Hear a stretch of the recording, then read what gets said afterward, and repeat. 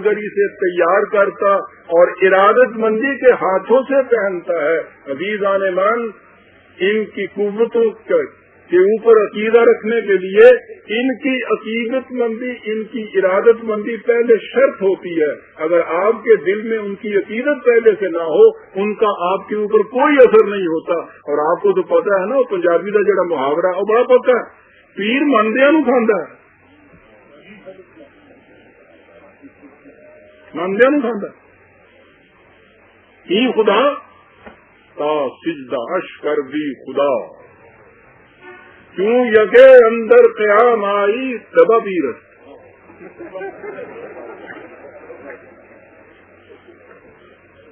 خدا تا سجدہ اش کر دی خدا، ان کی خدائی تو تمہارے سجدوں کی رہین منت ہے۔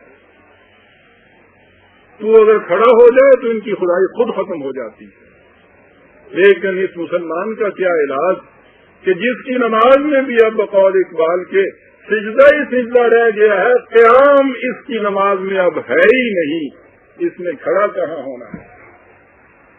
قرآن نے یہ کیا، لیکن اس کے بعد مسلمانوں نے طلسم میں ہوش ربا کے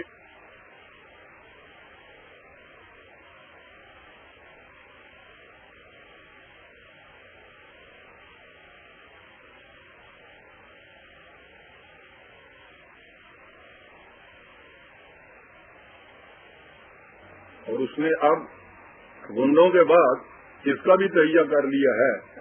گنڈوں کے بعد نہیں، یعنی گنڈوں کی ایک قسم کے بعد گنڈوں کی اس دوسری قسم کے پیچھے بھی وہ ہاتھ دھو کے پڑنے والا ہے۔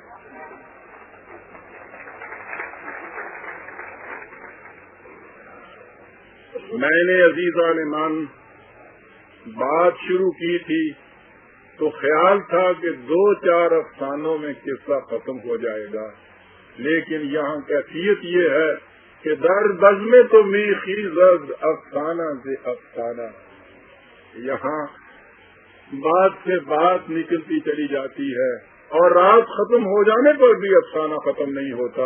میں سمجھتا ہوں کہ افسانہ در افسانہ کی یہی کیفیت تھی جس کے پیش نظر کہنے والے نے کہا تھا کہ پھر چھیڑا حسد نے اپنا قصہ، لو آج کی شب بھی سو چکے ہم۔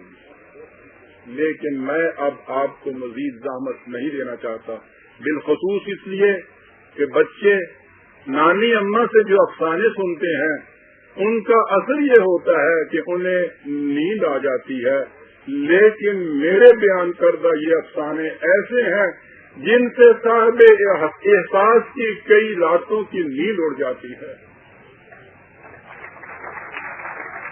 کیونکہ وہ سوچتا رہتا ہے کہ ہمارے ساتھ بالآخر ہوا کیا۔ جو کچھ ہمارے ساتھ ہوا ہے اسے حکیم الامت نے چند لفظوں میں بیان کر دیا جب کہا کہ ذرا سی بات تھی، افسانہ اندیشہ عجم نے جسے، ذرا سی بات تھی، اندیشہ عجم نے جسے بڑھا دیا ہے فقط زیر داستان کے لیے۔ وہ ذرا سی بات کیا تھی؟ یہ کہ خدا نے وحی کے ذریعے کچھ مستقل اقدار، کچھ غیر متبدل اصول دیے اور کہا کہ تم ایک ایسا نظام قائم کرو جو ان اقدار کو معاشرہ میں عملاً نافذ کرے اور ان اصولوں کو اپنا ضابطۂ حیات بنائے۔ اس کا نتیجہ یہ ہوگا کہ انسان ہر نوع کی داخلی اور خارجی غلامی سے آزاد ہو کر سرفرازیوں اور سربلندیوں کی زندگی بسر کرتا چلا جائے گا۔ حاکموں کی غلامی، سرمایہ داروں کی غلامی، مذہبی پیشواؤں کی غلامی، روحانی مقتداؤں کی غلامی، حتیٰ کہ خود اپنے پست حیوانی خواہشات کی غلامی۔ انسان ان تمام غلامیوں سے آزادی حاصل کر کے زندگی کے ارتقائی مناظر طے کرتا، آگے بڑھتا، بلند ہوتا چلا جائے گا۔ یہ تھی وہ ذرا سی بات جسے خدا نے الدین کہہ کر پکارا تھا۔ اس نے الدین عطا کیا اور ساتھ ہی وارننگ دے دی کہ تم سامریوں سے بچنا، وہ ان حقائق کو تمہاری نظروں سے اوجھل کر کے تمہیں قصے کہانیوں میں الجھا دیں گے۔ عزیزان من، آپ کو معلوم ہے کہ السامری کے معنی ہیں داستان گو۔ یعنی حقائق کی جگہ افسانے وضع کرنے والے. بس اس ایک لفظ میں ہماری ساری داستان پوشیدہ ہے. خدا نے حقائق عطا کیے تھے، سامریوں نے ہمیں ان کی جگہ داستانوں اور افسانوں میں الجھا دیا. اب دین نام ہی چند قصے اور کہانیوں کا رہ گیا ہے. وہ قصے اور وہ کہانیاں جن کی کیفیت یہ ہوتی ہے کہ مزے میٹھے اثر خواب خوابری. ان قصوں کے لفظ لفظ میں افیون کی آمیزش ہے جسے 1000 برس سے اس قوم کو پلایا جا رہا ہے. یہ ہے ہمارا موجودہ مذہب. اب ظاہر ہے کہ جس قدر اس افیون کی تقویت کا سامان باہم پہنچایا جائے گا، قوم کے اعصاب شل ہوتے چلے جائیں گے. جب تک قوم سے اس افیون کو نہیں چھڑایا جائے گا، اس کے اعصاب کام کرنے کے قابل نہیں ہوں گے. لیکن مشکل یہ ہے کہ افیون فروشوں نے اس سلسلے میں ایک اور افسانہ وضع کر رکھا ہے، اور وہ یہ کہ افیون کبھی چھوٹ نہیں سکتی. لیکن ہمارے زمانے میں دنیا کی سب سے زیادہ قدیمی افیون زدہ قوم نے اس افسانے کو بھی جھٹلا کے رکھ دیا.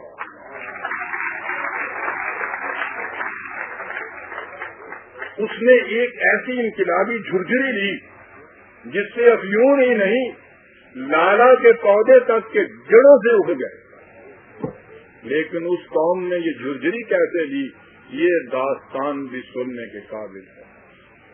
کہتے ہیں کہ جب چین کی مجلس اقتدار اعلیٰ نے افیون کی بندش کا قانون پاس کر دیا تو اس کا مسودہ آخری دستخط کے لیے وزیر اعظم چوئن لائی کے پاس گیا. اتفاق سے وہ خود افیون کھاتا تھا. اس نے اس مسودہ قانون کو ایک طرف رکھ دیا اور خود خاموشی سے کہیں چلا گیا. چین اور اس کے ایک جزیرے کے درمیان ایسی کشتیاں چلا کرتی تھی جو نہ اس طرف ساحل تک آتی تھی نہ اس طرف، مہینوں پانی ہی میں رہتی تھی. اس نے اپنی افیون کی ڈبیا ساحل پر پھینکی اور اس کشتی میں جا بیٹھا اور مہینہ بھر تک اس کشتی میں رہا. نہ کشتی ساحل سے لگی نہ اسے کہیں سے افیون دستیاب ہوئی. جب اس نے دیکھا کہ اب افیون کی عادت چھوٹ چکی ہے تو وہ آیا اور مسودہ قانون پر دستخط کر کے اسے ملک میں نافذ کر دیا.